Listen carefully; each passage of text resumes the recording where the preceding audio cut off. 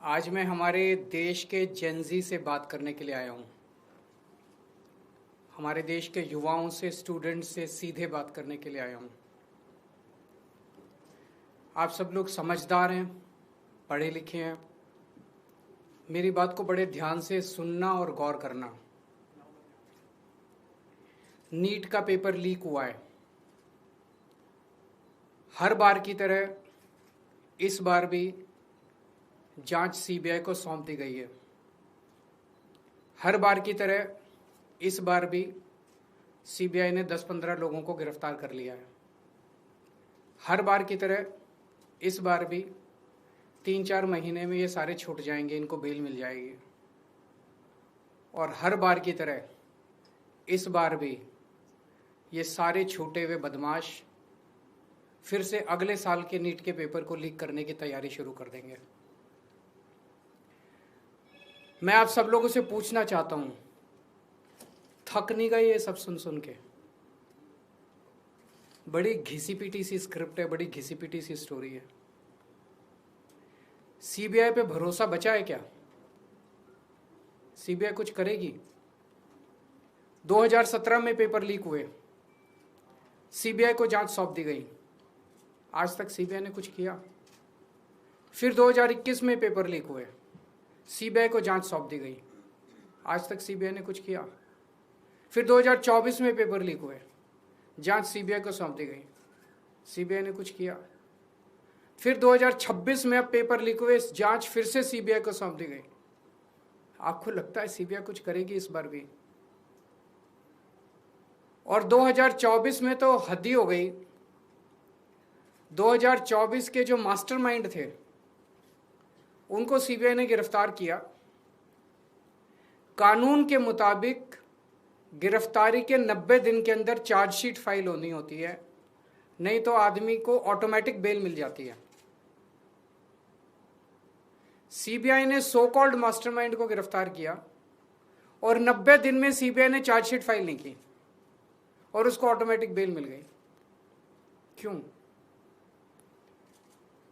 आपको लगता है कि सीबीआई ने इसलिए चार्जशीट फाइल नहीं की क्योंकि सीबीआई इनएफिशिएंट है? ना, सीबीआई इनएफिशिएंट नहीं है। सीबीआई में बड़े अच्छे अच्छे अफसर हैं। क्योंकि सीबीआई उन्हीं लोगों को रिपोर्ट करती है जो इस देश में पेपर लीक करवा रहे हैं। सीबीआई किसी को सजा दिलवा ही नहीं सकती। एक बार इस सारे देश की भी बात करते हैं। 2014 से जब से मोदी सरकार आई है, टोटल हमारे देश में 93 पेपर लीक हुए हैं, 93। और इनमें अधिकतर paper double engine, triple engine की बीजेपी की, एनडीए की सरकारों में लीक हुए हैं। लगभग 6 करोड़ युवाओं का भविष्य इन 93 पेपरों में बंद था। 6 करोड़ लोगों का भविष्य बर्बाद हो गया इन 93 पेपर जो लीक हुए।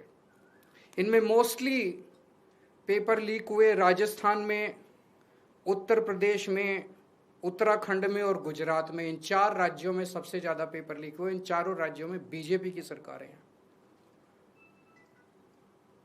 तो ये इत्तेफाक नहीं है कि इन चारों राज्यों में बीजेपी की सरकार है, केंद्र में बीजेपी की सरकार है, नीट का पेपर लीक हो गया। और अभी पिछले 1-2 दिन से खबरें आई हैं, ये जो नीट का पेपर लीक हुआ है इसका एपिसेंटर भी राजस्थान है। और इनमें जो 2-4 लोगों के ऊपर सुई गई है वो भी बीजेपी के नेता दिखाई देते हैं।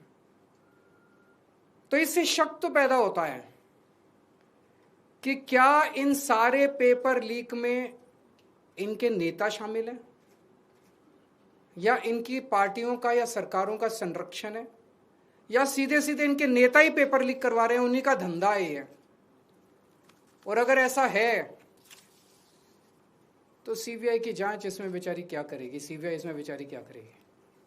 तो मेरा जेनजी से सीधा सीधा, देश के युवाओं से सीधा सीधा पूछना है कि ऐसे ही चलेगा या कुछ करना है? ऐसे ही हर साल आप देखो, 2017 में पेपर लीक हुए, उसके 4 साल बाद 2021 में हुए, उसके 3 साल बाद 2024 में हुए, उसके 2 साल बाद 2026 में हुए, अब उसके 1 साल बाद 2027 में होंगे और हर साल पेपर लीक होंगे अगर आपने कुछ नहीं किया तो। अगर नेपाल का और बांग्लादेश का जेंजी सड़कों पे उतर के अपने देश की सरकारों को बदल सकता है तो हमारे देश का जेंजी पेपर लीक करने वाले मंत्रियों को जेल नहीं भेज सकता? भेज सकता है। मुझे अपने देश के जेंजी पे पूरा भरोसा है। ये देश आपका है। इस देश के नेताओं को इस देश में कोई इंटरेस्ट नहीं है। इस देश के नेताओं के बच्चे विदेशों में पढ़ते हैं। हमारे देश के एक बहुत बड़े नेता ने कहा था, जरूरत पड़ी तो झोला उठा के चल दूंगा। मैं और आप तो झोला उठा के नहीं जाएंगे ना। हमारे बीवी बच्चे तो इसी देश में रहते हैं। हम तो इसी देश की पैदाइश हैं। हम तो इसी देश की मिट्टी के हैं। हम तो इसी देश के हैं। हमें तो इसी देश में रहना है, तो बचाना तो इस देश को हमें और आपको ही पड़ेगा। और अंत में एक बात मैं उन लोगों को कहना चाहता हूं जो लोग कहते हैं कि सिस्टम फेल हो गया, सिस्टम फेल हो गया, सिस्टम फेल हो गया। मैं आपकी भावना को समझता हूं, लेकिन जब आप सिस्टम की बातें करते हैं तो अनजाने में आप उन नेताओं को बचा रहे हैं जो नेता इस पूरे घिनौने खेल में शामिल हैं।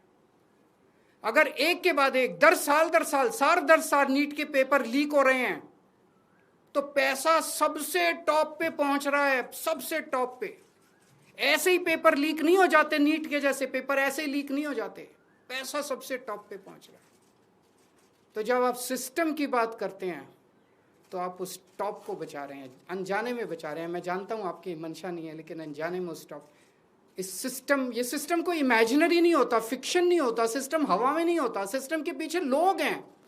सीधे आरोप लगाइए जो इस खेल के अंदर शामिल है, उनको जेल में भेजिए, सड़कों पे उतरिए, आंदोलन कीजिए और इस घिनौने खेल को बंद कीजिए। आज एक दूसरी बात भी मैं उठाना चाहता हूं जो इस देश के लोग फेस कर रहे हैं। अभी खबर आई है कि पिछले 2-3 दिन में रशिया से एक जहाज चला गैस लेके हमारे देश की ओर। हमारे देश को गैस सप्लाई करने के लिए रशिया से एक जहाज चला। भारत सरकार ने उसको रोक दिया। भारत सरकार ने रशिया से कहा कि हमें गैस नहीं चाहिए। हमारे देश के प्रधानमंत्री हमें कह रहे हैं कि स्कूटर इस्तेमाल मत करो, मोटरसाइकिल इस्तेमाल मत करो, कार इस्तेमाल मत करो, public transport, work from home कर लो, तेल बचाओ। रशिया हमें कह रहे हैं कि तेल की कमी है, गैस की कमी है, फर्टिलाइजर इस्तेमाल मत करो। रशिया हमें तेल दे रहा है, हमें गैस दे रहा है, कह रहे हैं हम तेरे से नहीं खरीदेंगे। क्यों नहीं खरीदेंगे? ट्रंप ने मना किया है। तो मोदी जी ट्रंप के सामने क्यों झुके हुए हैं? 140 करोड़ लोगों का हित जरूरी है कि ट्रंप जरूरी है? मोदी जी की क्या मजबूरी है कि ट्रंप के सामने झुके हुए हैं? मोदी जी ट्रंप की बात क्यों मान रहे हैं? पूरी दुनिया का कोई नेता, कोई देश ट्रंप की बात नहीं मान रहा, मोदी जी ट्रंप की बात क्यों मान रहे हैं? चारों तरफ अफवाह फैली हुई है कि एप्स्टीन फाइल्स के अंदर मोदी जी का नाम आया, इसलिए मोदी जी डरे हुए हैं। चारों तरफ अफवाह फैली हुई कि अडानी को बचाना है, इसलिए मोदी जी डरे हुए हैं। मुझे नहीं पता क्या कारण है, उनके कोई भी व्यक्तिगत कारण हो सकते हैं। मेरा कोई इंटरेस्ट नहीं है मोदी जी का एप्स्टीन फाइल में नाम है कि वो अडानी को बचाने की कोशिश कर रहे हैं कि कोई और कारण है। मेरा उनके व्यक्तिगत जीवन में कोई इंटरेस्ट नहीं है। लेकिन मैं मोदी जी को कहना चाहता हूं कि 140 करोड़ लोगों के आप एक तरफ इनको कह रहे हो कि गैस मत इस्तेमाल करो, पेट्रोल मत इस्तेमाल करो, किफायत करो, और दूसरी तरफ रशिया से तेल नहीं खरीद रहे। ऐसे समय में तो डिप्लोमेसी ये कहती है कि साम दाम दंड भेद, जहां से तेल मिले, जहां से गैस मिले, ले लेनी चाहिए, और आप उसको मना कर रहे हो। मोदी जी, मैं नहीं जानता आपके क्या व्यक्तिगत कारण है, लेकिन अगर आप अपने व्यक्तिगत प्रेशर को झेलने की क्षमता नहीं रखते हैं तो इस्तीफा दे दीजिए। 140 करोड़ लोग, बहादुर लोगों का देश है ये, जिसने बड़ी बड़ी कुर्बानियां दी हैं।